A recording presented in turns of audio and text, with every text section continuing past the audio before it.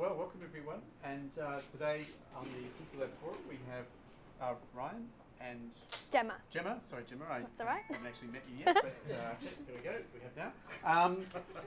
And they're from Staples VR, so we've got one of their the Nokia Ozo, which we've been using, and they're going.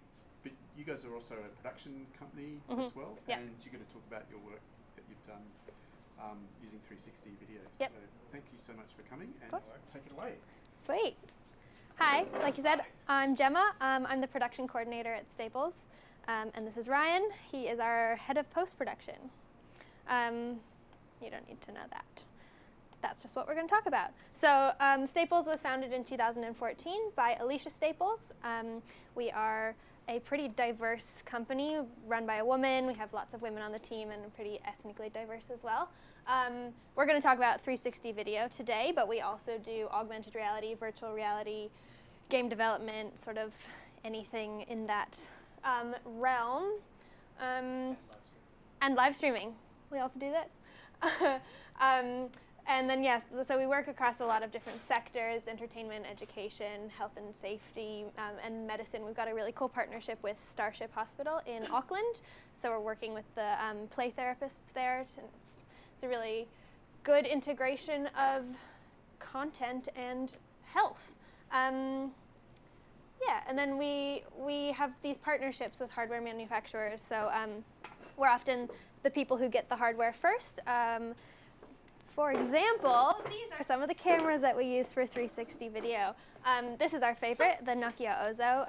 We tend to use that for most of our projects. It has 8 lenses and 8 microphones for specialized spatialized audio, which you guys know because you have one. It's a specialty. Great. So we also have GoPro rigs, which we sort of started off there, a more basic camera, and we like those because you can add as many as you want. So you can have 3 lenses, you can have more. The Kandao is a new camera that we've just got in the office. It's from South Korea, I think. It's got 6 lenses, and it's really cool because it operates, you can control it off your mobile phone, so it's a lot more portable. It's about this big. It's a great camera. And then the Jaunt one, we have the only one in the Asia Pacific region, and it's got 24 lenses, and it's a bit of a beast. So most of the images I'm going to talk about today are from this project called The Obscure. In November 2017, we partnered with a company called Chekhov's Gun in Sydney, and they were the recipient of the 360 Vision Virtual Reality Development Initiative from Create New South Wales and the ABC. So they gave some money to Chekhov's Gun and the director Tel Benjamin, and Tel wrote a pilot for a series that would be delivered in 360 video. So you guys, you work with the Ozo. So this is our body double. So the story is this sort of a neo-futurist noir drama. And this is a little girl who has special powers, but the character is her. So when you put the headset on, you are experiencing what she is. So this is our actress, Odetta, and she is just the body. Her face is never in the actual thing. And that's me, practicing. So as you know, light is really important when we do 360 video production because the cameras don't do well in low light. So yeah, we've got a big light above that will actually be Odetta, but it's me at the moment. And then she's tied to a chair with 2 other people around her. So the dynamic range is a lot less than a traditional camera. An example of that is this is a photograph of one of the scenes that we did, and then that is a capture from the post-production side of what it actually will look like in the headset. So this is how much light was there when we shot it, and that is how much light you actually will end up be seeing. We had some really hardcore lights on a stand coming through the window, and then a big panel above to create that light spray. Yeah, that's good. And so this, because the range is so much smaller, we often have to do multiple exposure passes, and then we combine them in post. So this is something we did for a company called Numac, and they're just talking about tractors. So we had this guy, and we needed to make the exposure appropriate so that we could see him, and then we also did a second one to get the sky, because so the sky is not all so bright. And then in post, Ryan was able to mix them together to create the final image, which might come later. I can't remember. One of the other challenges that we face when we are doing 360 video production is that the blocking is really determined by the camera. So if you get too close to the lenses, you'll have, like, your face will sort of get caught in the stitch lines. So when we work with filmmakers, it's really important to have them understand exactly how the camera works and set the blocking. So I think probably we initially wanted him to be really, really close and terrifying, but we had to pull him back a little bit so that we could see how terrifying he was. Yeah. So one of the reasons that we love working with the Ozo camera is that it's one of the only camera systems that does live preview. So it does live preview on the screen, on the computer, with all of the different spheres, and then it also does live stream into the headset. So that's Tal, our director, for the obscure, and it's on a bit of a delay, but he's watching what's happening, and it's stitched in real time so that he can direct more appropriately what's happening on the screen, which is a really unique thing. The Jaunt camera does a photograph, and so then you take the photograph, you sort of figure out what's going on, and then you run away and hide and hope that what's happening is going to be what you want. And we haven't shot much on the Kandao, so but I think they do this, but not in the headset. So that's something that we are really excited about. The Ozo is also Wi-Fi enabled, which means that we can put it places without all of the cords, and it's really versatile that way. Yeah, I'm going to have Ryan talk to you about post-production. Maxwell. Hi, as you said, I'm Ryan, and I'm head of post at Staples VR, and I was just going to touch on some of the software we use, some of the methods used for stitching, and also just kind of touch on the post side of some of the aspects that Jemma was outlining there in the on-set production. The main programs I use, Ozo Creator, because we use Ozo so much. It's a great tool for both deconstructing the raw files that you get. It's the only file type, or the only software that can deconstruct the Ozo raw files. And from there you can get a stitch, or you can get your individual fisheyes, and it's also got, I'm pretty sure I can, sorry, I'm just going to move forward. Anyway, Ozo Creator. It uses optical flow based stitching, and you have a lot of versatility when it comes to the alignment of your stitch. So you can actually grab these different bars and move them around within the limits of those two lenses and where they intersect. You can also influence the feather between them, as well as the top and bottom alignment. And over here you can see you've got your fisheyes, so you can export your individual fisheyes out, which are very useful for post-production cleaning the stitch, because you're never going to get a perfect stitch. As much as your client always wants a perfect stitch, it doesn't happen. Best you can do is try and get as close as you can with the fisheyes, and a lot of tweaking around just takes time and money.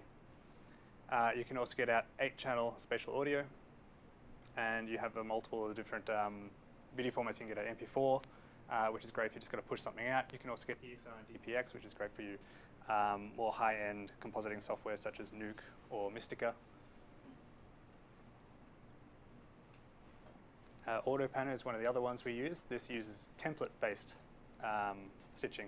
So the difference between template-based stitching and optical flow is optical flow is constantly readdressing the stitch on the fly. So it's looking at the frames previous and the frames ahead to try and figure out where the stitch should go. Whereas template-based, it takes one frame, which it does with the conjunction of its two different software. You've got AutoPanner Video here, sorry, up there, where you bring in all your assets and you sync them up. And then that takes a single frame from whichever point in the timeline you choose, sends it out to AutoPanner Giga, where it creates the stitch based on that one image, and then it applies that stitch algorithm to your whole footage, which has some drawbacks sometimes when it comes to lots of movement, either of the camera or people moving through the shot. Then it can struggle with that. That's where optical flow kind of comes in. But at the same time, optical flow has a tendency to have kind of fluctuating lines and sections of the stitch where that movement goes on. If you have great parallax between your talent and the background, and they're moving around, it can freak out trying to figure out where to put the stitch lines around those two parallaxing individuals. And that's often where I will come in with the fisheyes and try and fix it up, try and pick one lens or the other and put that over the top. And its outputs are only MP4, MOV, or AVI, so fairly lossless, but not as great as EXR or DPX. And then we got Kara VR. So I do most of my compositing in Nuke, and Nuke has its own VR plugin, which can also do stitching itself. But once again, uses optical flow and a little bit different algorithm to the Ozo's creator optical flow. So you can get mixed results between the two, and you kind of just got to bounce between them each and see which one works best for you. One of the best things about working in Nuke is then you have your full range of Nuke codes. Like, you have the full compositing software to then help you with your stitch.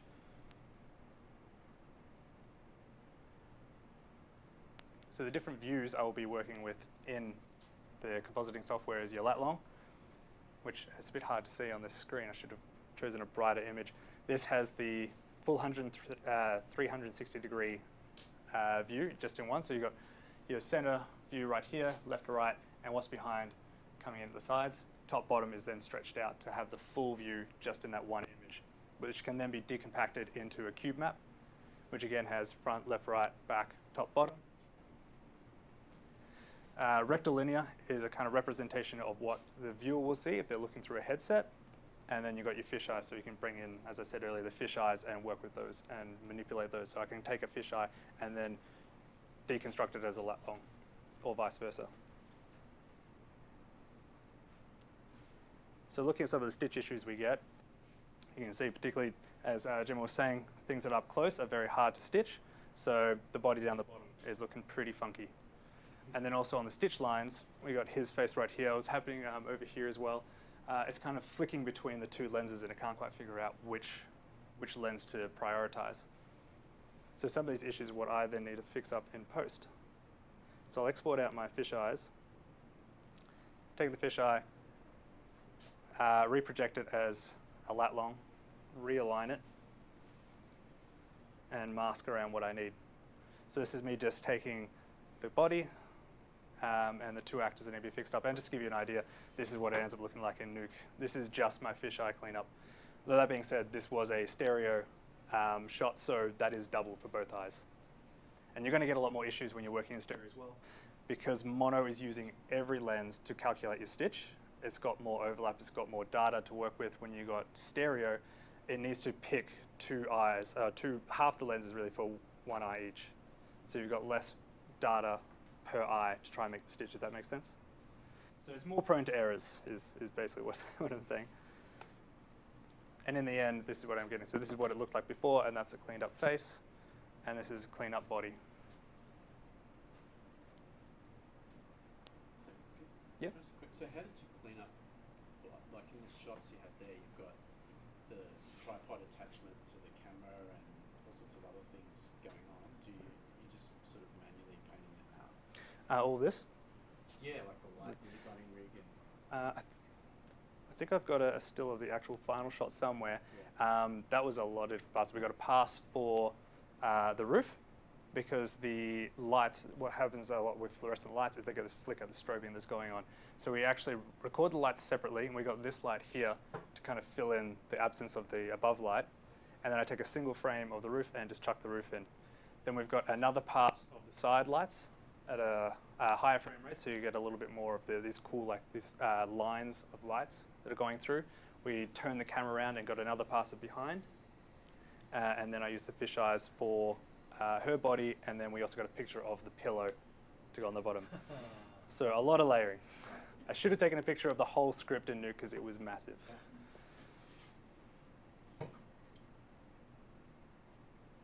and I think that's back to you. Cool. So that was the project. There you go. It's in your pocket. That was the project we worked on most recently. We delivered to Create New South Wales and the ABC like a month ago, I think. So I'm just going to show you some of the other 360 video projects we work on. This we did through our New Zealand office for Comvita. They have Manuka honey, and something that they really pride themselves on is that the honey comes from these really remote areas of New Zealand. So we sent a camera with them to go see where it comes from. So I'm going to show you that this is the one with the music. Elliot, did you have this somewhere special? Mm. Cool. So we attached an Ozo to a helicopter and then have it going several other places. So these are the beekeepers coming to the hive. You can see that it's really remote. I think this is on a drone. So we really like the Ozo too because it's sturdy enough and takes really high quality images, but it's also small and light enough that we can drones and get some really cool shots.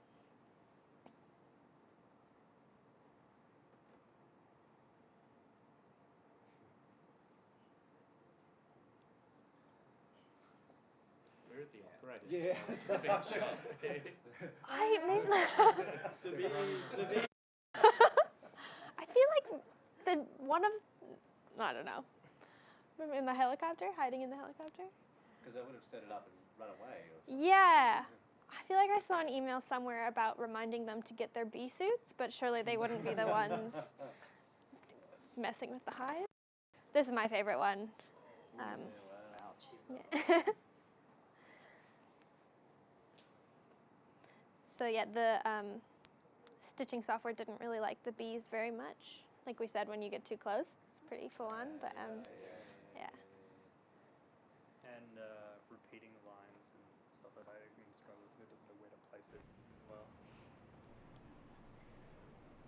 Yeah, that's pretty much a good view of that one. And then the other one that I'm going to show you, we partnered with the New Zealand Fire and Emergency New Zealand. So they gave us access to a house that they were going to tear down or was abandoned or whatever that belonged to the fire department, and we set it on fire with a camera inside. So our managing director, our creative director, Ed Bellamy, developed this camera and made it fireproof. It's like the first fireproof VR camera, 360 camera. And then we put it in a house. So we burnt the house down. So this is sort of an interactive experience that I actually, before I even worked for Staples, it popped up on my Facebook. So you can do it. You're supposed to do it on Google Cardboard. But, so yes, apparently most fires that are now started come from like something as silly as this, putting your laundry too close to the fire. So up here you have how long it's been going and the temperature inside, and it's interactive, so you can click on, like, that's an Xbox. It says, should you pick up the gaming console? Yes, get it. Valuable, it's not worth your life. And then you can sort of and you can try and escape, like the windows. Yeah, great, this window is painted shut, find another way out. So yeah, it was just like a really good learning tool also, because hopefully you will never be inside a burning building. And definitely worth a look if in your spare time, because it's really cool to just sit in the room and burn. What else are you into? But you're supposed to try and find a way out. Moving into the hallway, so yeah. Did the camera survive? I think so. Did it? This was before my time. The audio recorder was melted. Yeah, but look, it's like 600 degrees centigrade. So yeah, and it's just, I think it's a really impressive and immersive experience of like how quickly this sort of thing happens. Oh, and it's real time, isn't it? yeah, and it's been like 2.5 minutes since that fire first started, and I've been messing around with the Xbox, and so I can't, like, there's no way out. This room is now unsurvivable. Game over. So another cool thing, this is not, Real. this is, yeah, but you type in your address and it shows your own house burning down. It's a bit full on. Presenter view. So yeah, let's see what the slides say. Maybe I forgot something. Yeah, world's first fireproof VR capture camera. I think our website has a picture of it. It's like covered in fireproofing material. It's a little triangle. And then the other one that I can't show you because it's under NDA, but you guys know what Shortland Street is? It's like the longest running New Zealand soap opera. It's like sort of equivalent to, it's the doctor one on the North Shore of Sydney. Neighbours or Home and Away, I think is the one I was thinking of. So yeah, I think this takes place in a hospital, and we created a 360 immersive experience for the fans of the show because it was their anniversary. Yeah. So, sorry, that's sort of like cool, but you can't see it. So we do stuff like this all the time. We work with major studios for major motion pictures to do sort of 360 capture content for marketing materials, as well as TV, and then the educational stuff as well. That's it. Anybody have any? Time for questions. If anyone has a question. Yeah. So the first example, so the one with The bees? with the freaky masks. Oh, yeah. All that kind of stuff. What was it about that project that got it funded? Like, why did they choose that one? Surely it was a bit more than just her point of view. Like, was they using the VR, 360 VR? Well, so it was a particular? 360 grant. So they funded, I think, 6 projects, and there's not much narrative content in VR. So I think they were really excited about that. Was and it doing something a bit different to what you'd seen before, or just I haven't actually seen much narrative. So I think the fact that it was narrative and not factual was a big. Seen surprisingly little stereo Okay. VR as well. This is one of our first stereo projects. Yeah. When you're doing the nuking with stereo, do you have to sort of mask the same mask in both? I imagine if you were like swapping out different bits of different eyes. Yeah. You definitely got to make sure first of all, they're aligned properly, because if the camera itself isn't properly level when it's being shot, you want to get that. Otherwise, you kind of feel like you're on a bit of a slant. Yeah.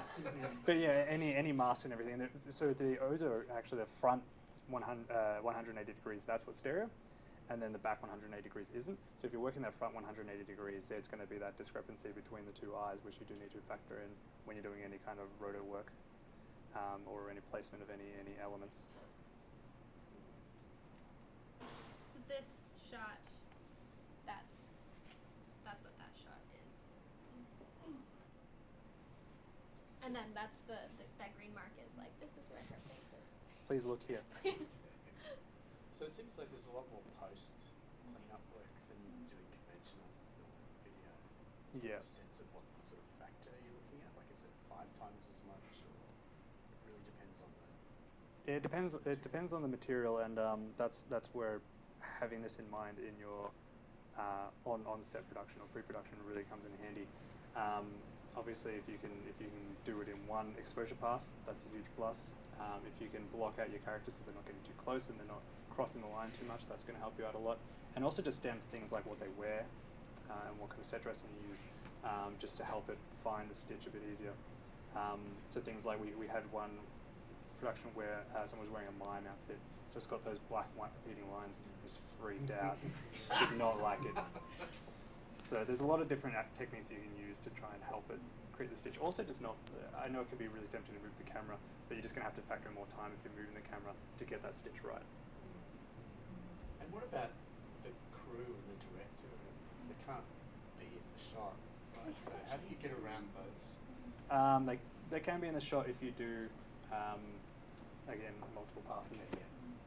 So we had one project where we had it facing forward with the actors, all the crew is behind you, and then you just do another quick take where you just flip the camera around, everybody jumps on the other side, and you get a backplate. For this project too, because it was so dark, sort of like over where that green exit sign is, we built like a big wall, and everyone was hiding behind it. And it's not usually quite that dark. Yeah. This is a bit of the projection. You can see a little bit in the actual output, but yeah, it's going to have a little bit of struggle with that. And some of the software, I know the auto panner can have a bit of streaking in the low light. So somebody will kind of move through and kind of have like this ghosting effect. So what about, sorry, I'm asking all the questions, I'm sure other people have got them too, but what about distribution? So how do you get distribution channels for the work that you do? Or do you don't bother about that, you just hand it over to your clients and they work out how to do distribution? We often work out the distribution as well as sourcing whatever they need for the distribution, whether it be on the website or whether it's headsets with the phones or like Oculus or Vive. We'd love to do more Oculus and Vive delivery because it just looks so much better. Yeah. But not many people have them, unfortunately, unless you're having an actual installation that people can come to. That's usually not really the case. A lot of the projects we do too are for maybe like a convention or a presentation, so they're like, we're gonna have a booth and we're gonna put it in the headsets. What we're pretty sure the ABC and Create New South Wales are doing is SBS has an online hosting service for 360 content, and we think that the ABC might also want to be developing that. So hopefully in the future 360 video can just be living on the internet, and then you can watch. I think like as people get access to headsets more and more, and as the technology becomes more affordable, it's gonna blow up. So maybe with like the Oculus Go or something. Yeah. There's like the more uptake. I think Vive just dropped their price. There's a They new just Vive got a new headset. I Vive. think Vive just dropped the price Of the old one. of the old one. Yeah, I'd assume they'd all be dropping price now because the new wave of headsets Yeah, are coming out.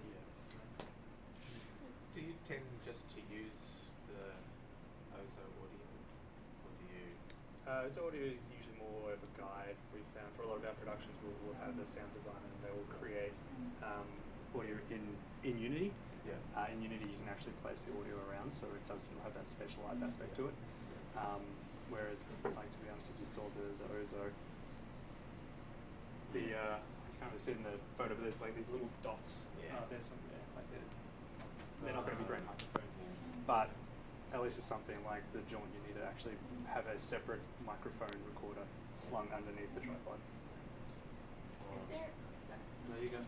is there like kind of have a sustainable business model for 360 video production? Because like I work as a 360 kind of video director in South Korea, so like a couple of years ago, like South Korea boomed like because of Gear VR things, but almost every company shut down because they couldn't really find an income cycle, because compared to all that kind of crew and all that efforts, because the platform is limited and then really hard to show and whatever. So it's quite curious about general Australian market for the 360 video, and then how you guys kind of make a sustainable business model or something like that. Yeah, obviously it's hard to predict the future, but there's a lot of tech out there now, and I feel like that's a good sign that first starters are creating new iterations, so they see some future in it, and having so many different options means there's that kind of price competitiveness, and people are just really keen to get into it. And when it comes to us and our funding, like we get a lot of corporate work as well, which is great to keep us going in between like those big kind of studio jobs. So personally, I think there is a future in it. It might be a bit slow on the uptake, but we're definitely getting there. One of the things we do too is gear rental, and so that was what was cool also about that Create New South Wales project, was that we were able to help that production company access gear that they would normally be out of their price range and scope, and we're really excited about those opportunities to collaborate with filmmakers because we have the stuff and you have cool ideas. And it's everybody's not having to buy the gear themselves. Yeah, because they're really expensive. Are more and more corporates jumping on, like, oh, we need 360 video. Oh, we don't know what we want, and we don't know why we need it, but we know it. We need Bit of it. that. Look, it's in 360. One of the things that makes me think about with the new medium is, of course, writing for it. And at the moment, it seems as if people go, oh, great, just put the camera in the middle and do that.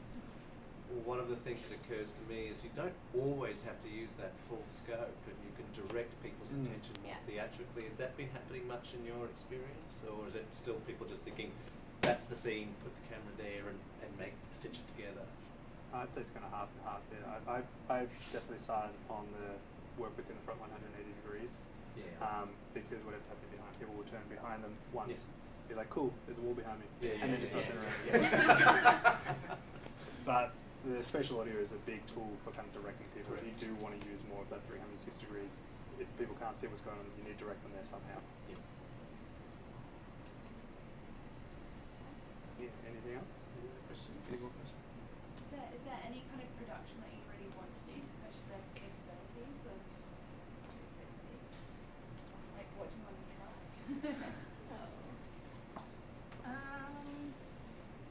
We're working with putting something underwater at the moment.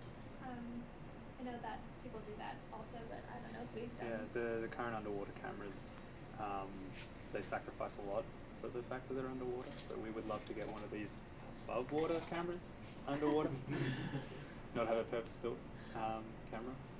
So that's kind of one of the things we're working on. I really love the Obscure because it was a great chance to actually play around with visual effects because of the nature of the story. It wasn't just clean up and stitching I was doing. We were actually able to play around with how we could insert effects into 360 space, like these juddering effects when she'd have her visions, and making that work for 360 degrees. I'd love to do more of that. Do you have like a 360 green room screen?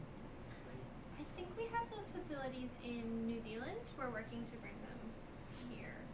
But no, not yet. I mean, you could green screen virtually anything though, and then stitch it in anyway, couldn't you, into the 360 space? And Yeah. a bit funky. You have to work out the spatial situation as well. Yeah, yeah, yeah. I That's found, sort of part of it. in my experience, when it comes to green screening in 360, is you want to shoot your green screen content conventionally, and then bring it into 360 space.